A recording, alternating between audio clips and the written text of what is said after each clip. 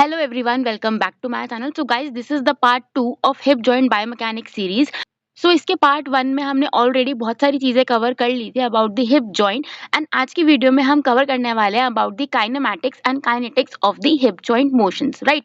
तो सबसे पहले समझते हैं अबाउट द काइनेमैटिक्स की, जहाँ पे हम सिर्फ मूवमेंट का ध्यान दे रहे हैं कि हिप जॉइंट पे कौन सी मूवमेंट हो रही है rather than the forces which are producing these movements. तो कौन कौन सी मूवमेंट्स देखने को मिलती हैं हमें हिप जॉइंट पे? These are flexion extension, abduction adduction and medial and lateral rotation. अब सबसे पहले समझते हैं फ्लेक्शन एक्सटेंशन वाली मूवमेंट को। तो फ्लेक्शन में क्या होगा कि जब आपका जो हिप है वो चेस्ट की तरफ को आएगा, उस वाली मूवमेंट को हम कहते हैं flexion and extension is the opposite of the flexion movement. Flexion की normal range is 0 to 125 degrees and extension की इट इज 0 to 20 डिग्रीज। अब ये दोनों ही मूवमेंट सजाइटल प्लेन में होती हैं, अगर सजाइटल प्लेन में होंगी तो इनका एक्सिस बन जाएगा कोरोनल एक्सिस। अगर हम इसकी आर्थ्रोकाइनेमैटिक्स की बात करें तो फ्लेक्शन में there will be posterior slide and anterior roll and in extension there will be anterior slide and posterior roll. अब ये हमने कैसे डिसाइड किया? क्योंकि इस टाइम पे जो कॉनकेव सर्फेस है वो फिक्स है, that is of the acetabulum, and जो आपका कन्वेक्स हेड है of the femur that is moving. तो अगर उसका पोस्टीरियर स्लाइड होगा तो there will be flexion of the hip joint, right. So यहाँ पे कॉनकेव कन्वेक्स रूल लग जाता है, उसकी वजह से ये वाली जो मूवमेंट है आपको देखने को मिलती है। Next movement is the abduction and adduction. So abduction क्या होता है? जब आप अपना पैर बाहर की तरफ लेके जाते हो आउटसाइड, एंड एडक्शन क्या होता है? जब आप अंदर की तरफ टुवर्ड्स द मिड लाइन अपने पैर की मूवमेंट करते हो। अब ये वाली जो मूवमेंट है दोनों ही ये कोरोनल या फिर फ्रंटल प्लेन में होती है, यानी कि ये वाली मूवमेंट हम सामने की तरफ से देखते हैं तो इसकी एक्सिस बन जाएगी antero posterior axis. Then is the accessory movement, यानी कि आर्थ्रोकाइनेमैटिक्स क्या होगा, जॉइंट प्ले क्या होगा इस मूवमेंट पे। सो एबडक्शन के टाइम पे there will be inferior slide and adduction के टाइम पे there will be the superior slide. Again यहाँ पे कॉन्वेक्स कॉनकेव रूल लग रहा है।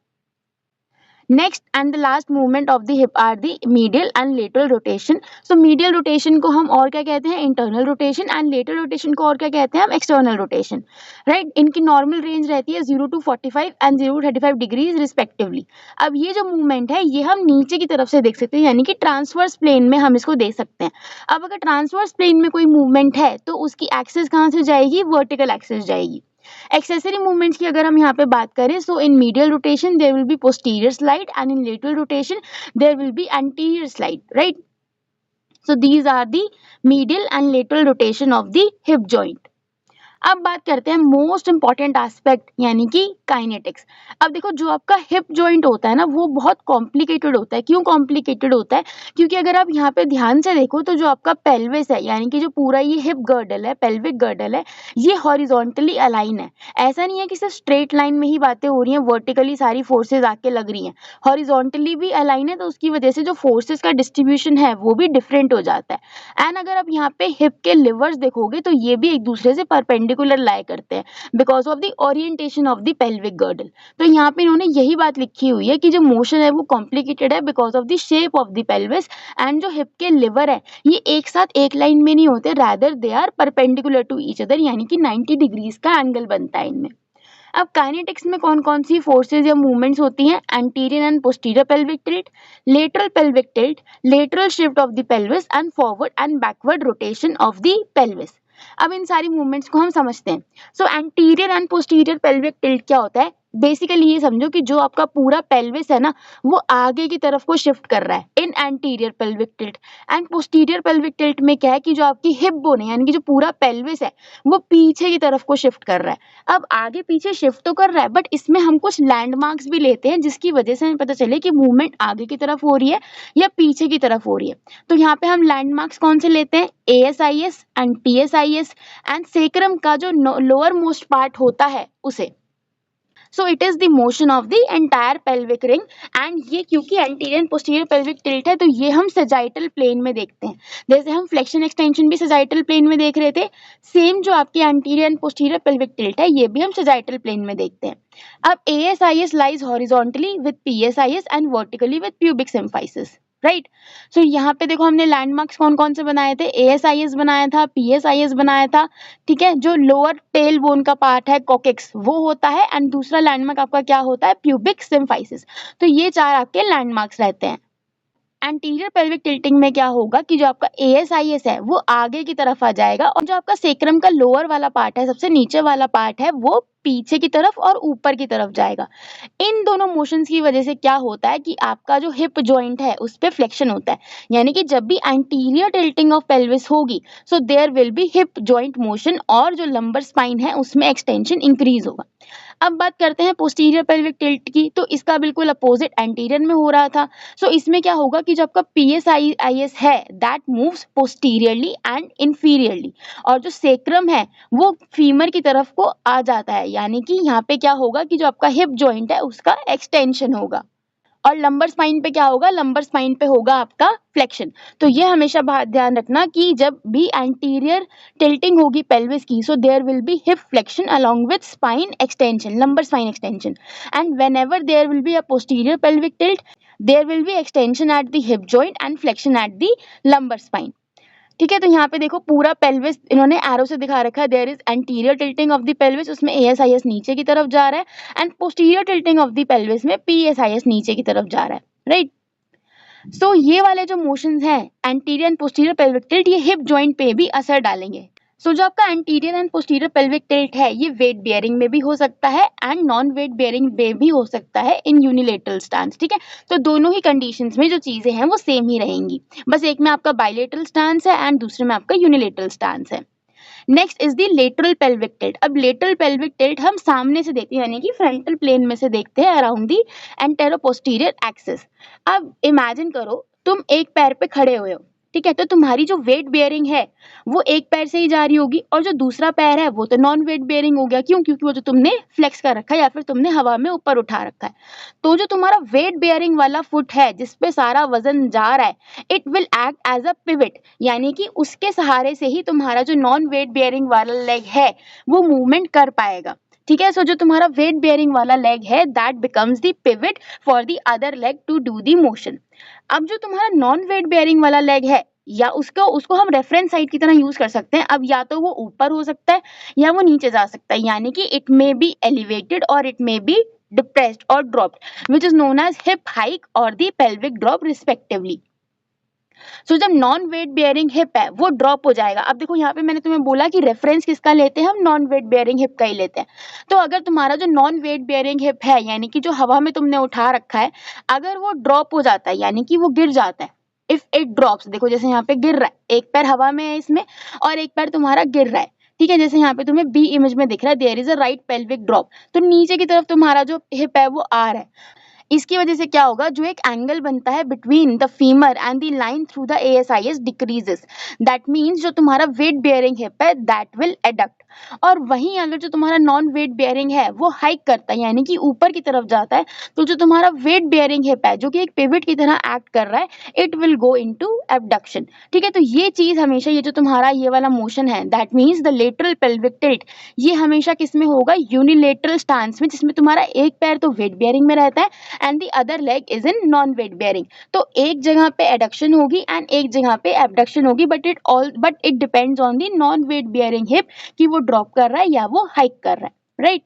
सो this is about the lateral pelvic tilt. अब आ जाते हैं lateral shift of the pelvis. तो जो हमने अभी पढ़ा लेटरल पेल्विक टिल्ट वो पढ़ा था हमने यूनिलेटरल स्टांस में। जब lateral pelvic tilt bilateral stance में होता है यानी कि दोनों पैर वेट बेयरिंग है उसे हम कहते हैं lateral shift of the pelvis. So when both the limbs are weight bearing, lateral tilt of the pelvis will cause the pelvis to shift one side or the other. So with the pelvis shift, अगर देखो अब यहाँ पे क्या होता है, जब हमने पहली वाली मूवमेंट पढ़ी थी तो उसपे पेल्विक ड्रॉप भी हो रहा था और पेल्विक हाइक भी हो रहा था, बट जब हम पेल्विक शिफ्ट की बात कर रहे हैं तो पेल्विक हाइक नहीं कर सकता, सिर्फ ड्रॉप कर सकता है इस वाली मूवमेंट में। ठीक है, सो एक when the pelvis is shifted to right in bilateral stance. अब देखो शिफ्टिंग का, अगर शिफ्टिंग मतलब तुमने दोनों पैर तुम्हारे जमीन पे हैं बट तुमने एक हिप के ऊपर पूरा अपना वेट बेयरिंग दे दिया एंड दूसरा पैर जो है वो रिलेटिवली फ्री है। So when pelvis is shifted to the right तुम दोनों पैरों पे खड़े हो और तुमने अपना जो वजन है वो राइट साइड के हिप पे दे दिया है सारा, तो जो लेफ्ट साइड का पैर है यानी कि जो लेफ्ट साइड का हिप है वो ड्रॉप में ही जाएगा, हाइक में नहीं जाएगा, ये इसकी शर्त होती है। तो राइट हिप जॉइंट जो है वो एडक्शन में चला जाएगा एंड जो लेफ्ट वाला है वो एबडक्शन में चला जाएगा। अब अगर तुम्हें वापस न्यूट्रल पोजीशन में आना है ताकि दोनों हिप के ऊपर बराबर से वेट बेयरिंग जाती रहे, दोनों फीट पे बराबर वेट बेयरिंग जाए, तो right abductor and left adductor को सिनर्जिस्टिकली वर्क करना पड़ेगा, साथ साथ में वर्क करना पड़ेगा, जिससे कि जो वेट बेयरिंग है वो दोबारा सेंटर पे आ जाए। So this is all about the lateral shift of the pelvis. अब हम बात करते हैं about the forward and backward pelvic rotation. So ये मोशन जो है, रोटेशन देखो हमेशा ट्रांसवर्स प्लेन में ही हमें देखने को मिलती है एंड इसकी एक्सिस क्या हो जाएगी, vertical axis, right. So forward and backward rotation में तुम इस इमेज से देख सकते हो कि जो पूरा पेल्विस है वो एंटायरली मूव कर रहा है, एक के आगे की तरफ जा रहा है फॉरवर्ड रोटेशन में एंड बैकवर्ड रोटेशन में क्या हो रहा है कि पेल्विस पीछे की तरफ आ रहा है। So it is the combined motion of the pelvic girdle, right. So forward या फिर एंटीरियर रोटेशन में क्या हो रहा है कि जो तुम्हारा एक साइड का पेल्विस है वो आगे की तरफ जा रहा है, it is moving anteriorly with respect to the other pelvis. इसमें क्या होता है, मीडियल रोटेशन होती है वेट बेयरिंग जॉइंट की।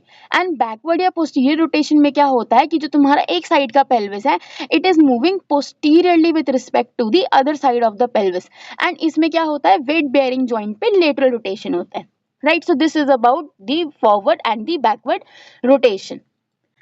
अब अगर मान लो right lower extremity weight bearing में है, हमने पढ़ा ना नॉन वेट बेयरिंग में ऐसा होगा, नॉन वेट बेयरिंग ऐसा होगा। तो अगर सपोज करो तुम्हारी right lower extremity weight bearing में है, तुमने सारा वजन राइट साइड के थ्रू दे रखा है एंड लेफ्ट साइड जो है वो नॉन वेट बेयरिंग है, तो अगर एंटीरियर पेल्विक टिल्ट होगी तो हिप जॉइंट पे क्या मोशन आएगा, फ्लेक्शन आएगी एंड लंबर स्पाइन पे एक्सटेंशन हो जाएगा। अगर पोस्टीरियर पेल्विक टिल्ट होगा तो हिप जॉइंट पे एक्सटेंशन होगी एंड लंबर स्पाइन पे फ्लेक्शन होगी। अगर right lower extremity weight bearing में है और पेल्विक ड्रॉप हो रहा है तो हिप जॉइंट पे क्या होगा, एडक्शन होगा राइट साइड में, और लंबर स्पाइन पे क्या असर पड़ेगा कि राइट लेटरल फ्लेक्शन होगा। अगर पेल्विक हाइक हो रहा है, right lower extremity weight bearing है, तो एबडक्शन होगा राइट साइड का and there will be left lateral rotation in the lumbar spine. Forward rotation है अगर, तो जो तुम्हारा राइट साइड है उसकी मीडियल रोटेशन होगी एंड स्पाइन पे कहाँ रोटेशन होगी, टुवर्ड्स द लेफ्ट। एंड अगर बैकवर्ड रोटेशन है तो लेटरल रोटेशन होगी राइट साइड की एंड स्पाइन पे कहाँ मोशन होगा, towards the right. So this is a brief overview of all the kinetic movement which we have studied in the hip joint. अब हम बात करते हैं about the coordinated movement of the femur, pelvis and the lumbar spine, क्योंकि देखो ये तीनों है तो एक दूसरे से कनेक्टेड, और अगर एक पे कोई मूवमेंट हो रही है या फिर अगर एक पे कोई भी चीज हो रही है, क्योंकि ये सारी चीजें इंटरकनेक्टेड है, काइनेटिक चेन बनी हुई है, तो दूसरे पे भी उसका असर आएगा ही आएगा, ठीक है। तो जब एक पेल्विस जो है वो मूव होता है फिक्स्ड फीमर पे, यानी कि हमने फीमर को फिक्स कर दिया और हम पेल्विस की मूवमेंट करा रहे हैं, ठीक है, तो या तो उसमें दो रिस्पॉन्स आ सकते हैं, एक ओपन चेन रिस्पॉन्स आ सकता है और एक क्लोज चेन रिस्पॉन्स आ सकता है, दोनों में से कोई एक चीज हो सकती है। सो ओपन चेन रिस्पॉन्स में क्या आता है कि जो तुम्हारा हेड और ट्रंक है वो भी पेल्विस का मोशन फॉलो करे, या फिर क्या होगा कि जो हेड और तुम्हारा ट्रंक है वो अपराइट रहते हैं, वो पेल्विस का मोशन फॉलो नहीं करते, तो उसे हम कहते हैं क्लोज चेन रिस्पॉन्स। अब इन दोनों में से कोई भी रिस्पॉन्स आ सकता है, राइट। पेल्वी फेमोरल मोशन को हम पेल्वी फेमोरल रिदम भी कहते हैं and it is analogous to the scapulohumeral rhythm, जो कि जब हमने शोल्डर कॉम्प्लेक्स बायोमैकेनिक्स में तुम्हें पढ़ाई थी तब मैंने तुम्हें ये बात अच्छे से समझाई थी, ठीक है। सो जब फीमर, पेल्विस और स्पाइन एक कोऑर्डिनेटेड मैनर में यानी कि बहुत साथ साथ मूवमेंट करती हैं ताकि एक लार्जर रेंज ऑफ मोशन वो अटेन कर सकें, उसे हम कहते हैं पेल्वी फेमोरल मोशन या फिर पेल्वी फेमोरल रिदम। एंड ये एक ओपन चेन मोशन होता है rather than a close chain motion. Now अगर हमें अपने हाथ को नीचे टच करना है जमीन के ऊपर, तो उसके लिए हमारा हेड और आर्म दोनों ही मूव करेंगे। तो इसमें अगर मैं सिर्फ हिप का फ्लेक्शन करूं तो क्या मैं नीचे से जमीन से कोई चीज उठा पाऊंगी, नहीं उठा पाऊंगी। तो मुझे क्या करना पड़ेगा, मुझे और भी चीजों की हेल्प लेनी पड़ेगी, मुझे हिप पे फ्लेक्शन करना पड़ेगा, लंबर स्पाइन, थोरैसिक स्पाइन पे भी फ्लेक्शन करना पड़ेगा, जिसकी वजह से एक ज्यादा रेंज ऑफ मोशन में अटेन कर पाऊं एंड नीचे से अपना कोई भी सामान उठा सकूं या फीट को टच कर सकूं। अब ये जो मूवमेंट है ये है तो अच्छी कि इसमें आपको रेंज ऑफ मोशन तो मिल रहा है, बट यहाँ पे स्टेबिलिटी का भी तो हमें देखना पड़ेगा कि पता चला तुम एकदम नीचे-नीचे ही होते जाओ और तुम्हारी स्टेबिलिटी ही ना बन पाए। तो इसमें क्या होता है कि जैसे ही हेड और ट्रंक आगे फ्लेक्शन में जाते हैं, यानी कि जो तुम्हारा जो स्पाइन है वो फ्लेक्शन में जा रहा होता है, तो जो पेल्विस है वो पोस्टीरियरली शिफ्ट हो जाता है ताकि तुम्हारा जो सीओजी यानी कि जो सेंटर ऑफ ग्रेविटी है वो with in base of support रहे। ठीक है, तो जैसे ही ट्रंक फ्लेक्शन तुम कंटिन्यू करते हो तो जो तुम्हारे स्पाइनल एक्सटेंसर्स मसल हैं वो एक्टिव हो जाते हैं अप्रोक्सीमेटली एट 45 डिग्रीज। ठीक है, तो इस टाइम पे क्या होगा, जो तुम्हारा पोस्टीरियर लॉन्गिट्यूडनल लिगामेंट है दैट इज पीएलएल वो बहुत टॉट हो जाता है, और जो तुम्हारे फेसेट जॉइंट्स है ज़ाइगोपोफिशियल के फेसेट जॉइंट्स हैं ज़ाइगोपोफिशियल जॉइंट्स वो अप्रोक्सीमेट हो जाते हैं। इसकी वजह से क्या होता है कि जो तुम्हारी स्टेबिलिटी है वो अफेक्ट नहीं होती एंड तुम आराम से नीचे से कोई भी चीज उठा लेते हो, क्योंकि तुम्हें मोबिलिटी तो मिल गई बट अपनी स्टेबिलिटी कॉम्प्रोमाइज करके थोड़ी मोबिलिटी मिलेगी। तो स्टेबिलिटी कौन दो चीजें प्रोवाइड कर रहा है, तो वो तुम्हें यहाँ से मिल रही है जब तुम पेल्विक फेमोरल रिदम परफॉर्म कर रहे हो, राइट। अब तुमने नीचे से कोई चीज तो उठा ली बट अब तुम्हें वापस सीधे खड़ा होना है, तो उसके लिए क्या करना होगा, यानी कि उसके लिए पोस्टीरियर टिल्टिंग होनी चाहिए पेल्विस की, यानी कि हिप पे एक्सटेंशन मूवमेंट होनी चाहिए। सो तुम्हारे जो एक्सटेंसर्स मसल हैं फिर वो कॉन्ट्रैक्ट करते हैं एंड फिर तुम अपराइट खड़े होते हो, तो यानी कि लंबर स्पाइन पे वापस से क्या हो रहा है, एक्सटेंशन मूवमेंट हो रही है, हिप पे एक्सटेंशन मूवमेंट हो रही है ताकि तुम एक अपराइट पोजिशन या फिर जो अपराइट पॉस्चर है वो अटेन कर सको, right. Now moving the foot through the space. अभी तक तो क्या था कि तुम सर को नीचे जमीन पे लेके आ रहे हो, बट अब क्या है कि तुम पैर को ऊपर की तरफ लेके जा रहे हो। तो अगर कोई पर्सन है वो लेटा हुआ है, मान लो वो साइड लाइन पोजीशन में लेटा हुआ है, तो वो जो अपना लेफ्ट फुट है यानी कि जो ऊपर वाला पैर है लेफ्ट फुट है उसको 90 डिग्रीज तक कर सकता है। This is the example of moving the foot through the space. तो इसमें सिर्फ हिप जॉइंट अकेला काम नहीं कर रहा, क्योंकि अगर हिप जॉइंट का एबडक्शन तुम देखोगे तो वो तो सिर्फ 45 डिग्रीज तक की रेंज है, उससे ज्यादा की रेंज नहीं है। मतलब यहाँ पे कोई और चीज भी है जो साथ दे रही है कि जो रेंज है वो बिल्कुल डबल हो गई, यानी कि 90 डिग्रीज तक हो गई है। सो यहाँ पे कौन कौन से मोशन हो रहे हैं जो 90 डिग्रीज तक रेंज जा रही है, हिप का एबडक्शन होगा, हिप हाइक होगा एंड लेफ्ट लंबर फ्लेक्शन होगा। सो इसको हम कहते हैं open chain movement of the hip joint, right. फिर आ जाता है close chain function. So close chain में क्या होता है, joints of right and left lower extremity are a part of true close chain when both lower limb are weight bearing. तो एक चीज हमें समझ आ गई है कि जब भी क्लोज चेन मोशन होगा हिप जॉइंट का, तो दोनों वेट बेयरिंग जो दोनों फुट हैं आपके वो वेट बेयरिंग में ही होंगे। So guys, this is all about today's video and this is the completion of the hip joint biomechanics. I hope you find this video helpful and informative and you have not watched the part 1 of the hip joint biomechanics. I would highly recommend and suggest you कि you go and watch the first part because उसमें भी हमने बहुत सारे topics cover किए हैं like coxa vara, coxa velja, anteversion, retroversion biomechanics and all other stuff. So it would be beneficial for you and you will be able to clear your concept if you watch that video also. So I will link that video in the description box below. You can definitely go and check that video out, and for more such informative and helpful videos do like, share and subscribe to my channel. Thank you.